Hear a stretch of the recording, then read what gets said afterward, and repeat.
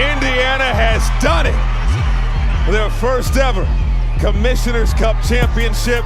The Indiana Fever just pulled off one of the biggest upsets in WNBA history.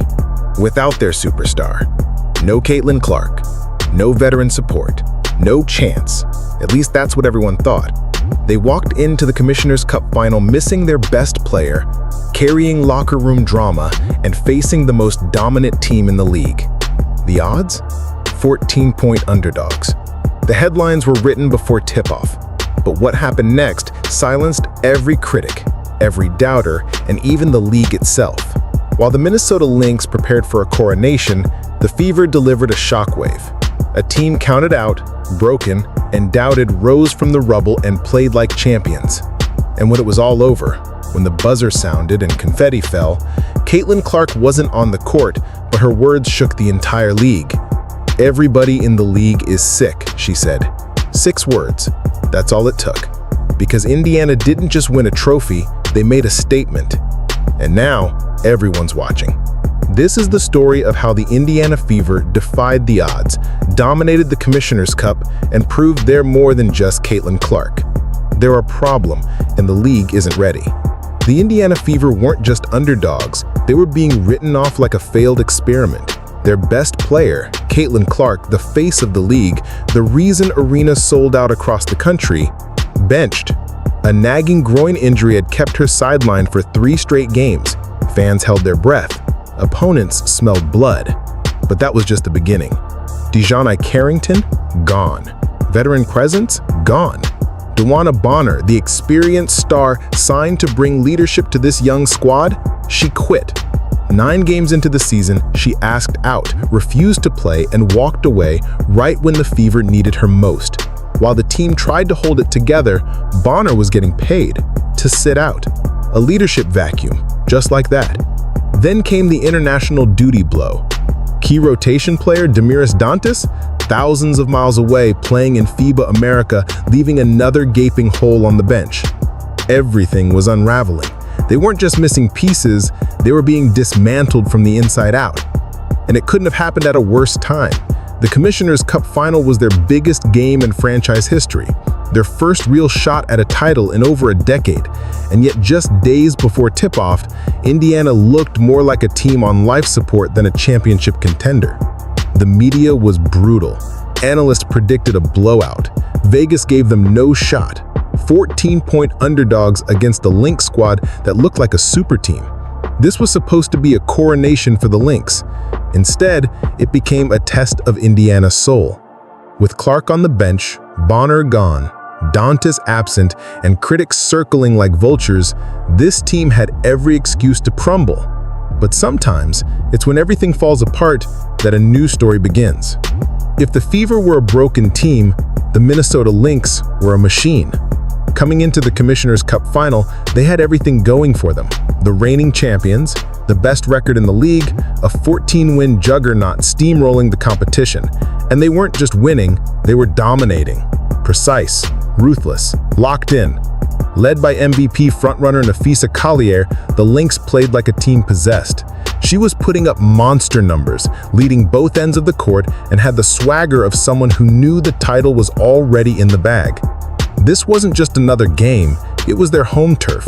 Target Center, a sold-out crowd, fans screaming, confetti loaded and ready to fly. Vegas had them favored by double digits. ESPN had their post-game segment titled Lynx Dominate Fever already queued up. And it's no wonder why.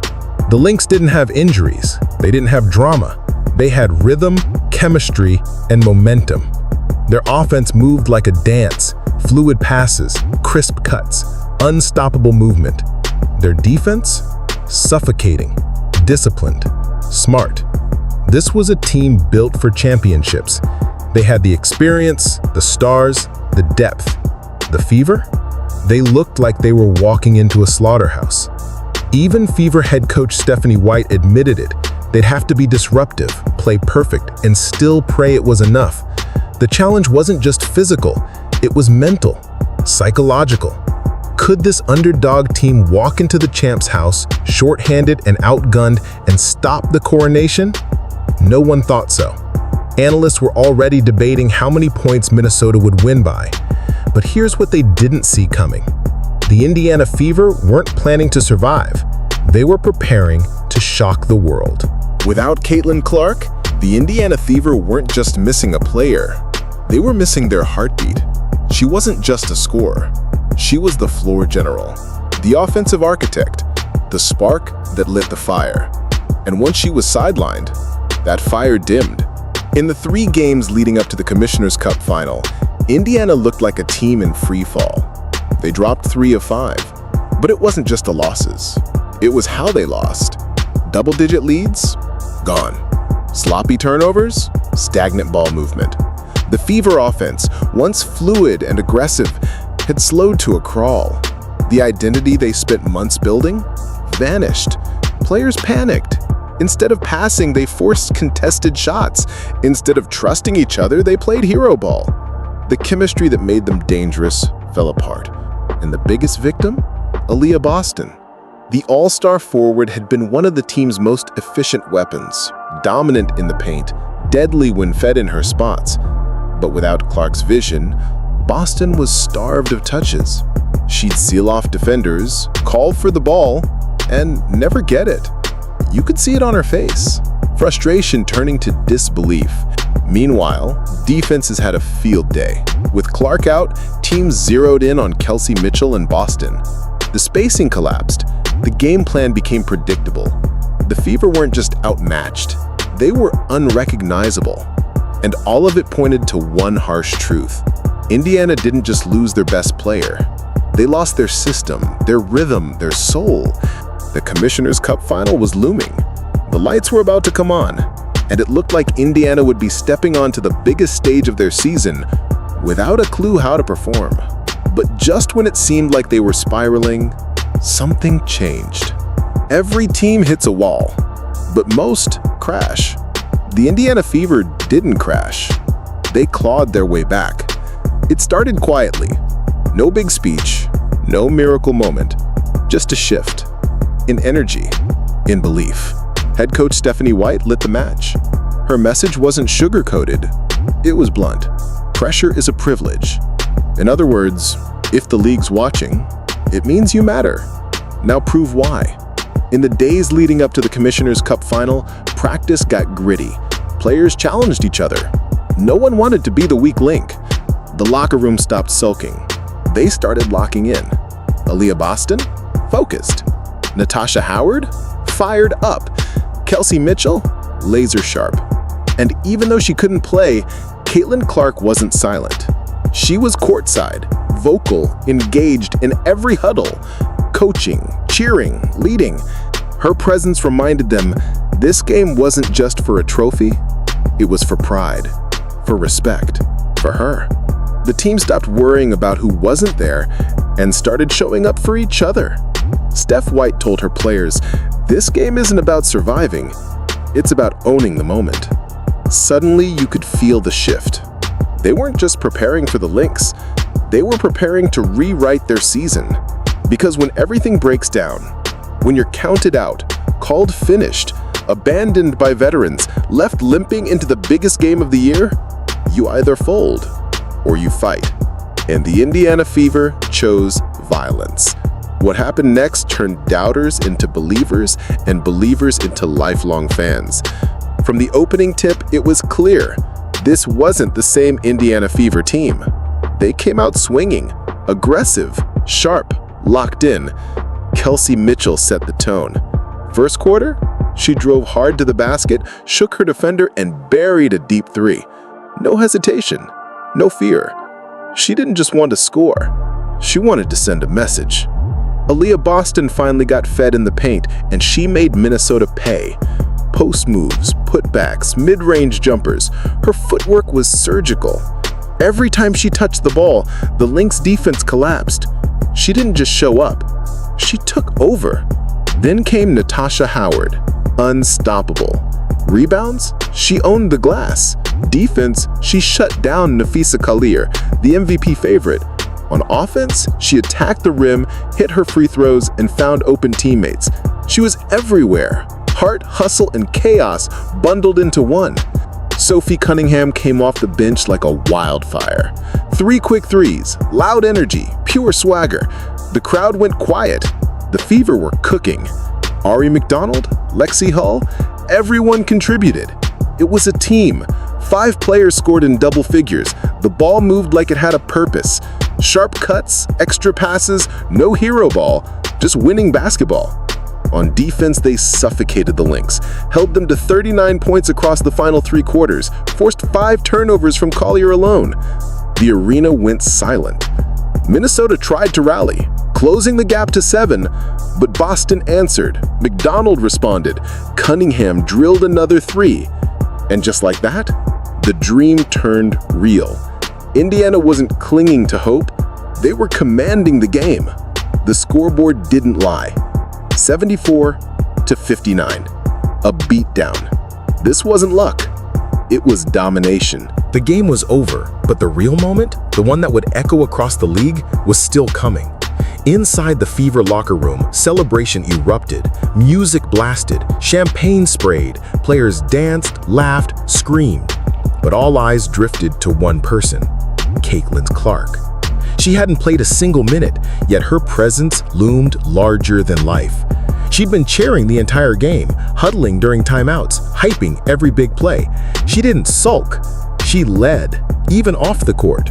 Then, in the middle of the chaos, Clark stood up and dropped 6 words that hit like a mic drop. Everybody in the league is sick. The room exploded. Laughter, cheers, shouts of facts, and say it louder, because she was right. All season, Clark had been the lightning rod, praising crowds, drawing hate, breaking records, and absorbing envy. Now, with Indiana winning without her, that jealousy would only grow. Those 6 words didn't just sum up the win, they exposed a truth. The league didn't want this. Media outlets had pre-scheduled Lynx win Commissioner's Cup graphics. Analysts were ready to bury Indiana. Instead, they watched their scripts crumble. Clark toasted teammates with the Commissioner's Cup like a chalice. She shouted out rookie Michaela Timpson. She laughed, she danced, she owned the room. That locker room wasn't just celebrating a trophy. It was celebrating a shift in identity. They weren't the Caitlin Clark show anymore. They were the Indiana Fever, and that made them 10 times more dangerous. Because now, the league had a new problem. Indiana could win without Clark, and with her, they might not lose at all. The Indiana Fever didn't just win a game, they flipped the WNBA on its head. ESPN had to scramble. Their pre-recorded segment titled Lynx Dominate Fever was quietly scrapped and replaced with stammering praise for Indiana. Analysts who predicted a blowout were left speechless. The media, which had written off the Fever as a sideshow for Caitlin Clark's fame, now had to face a new reality. This team is real. Opposing players watched in silence. Coaches around the league reviewed the film, stunned. The Fever didn't just squeak by, they dominated the most disciplined, connected team in the league. On their home court, without their star. Minnesota's head coach Cheryl Reeve admitted it plainly. They just sort of beat us. No excuses, no spin, just respect. And suddenly, the league narrative began to fracture. For months, it had been, Indiana can't win without Clark. They're too young. They're not ready. Now, they'd won a championship-level game under maximum pressure, missing key players, against a team favored by double digits. That jealousy Caitlin Clark hinted at?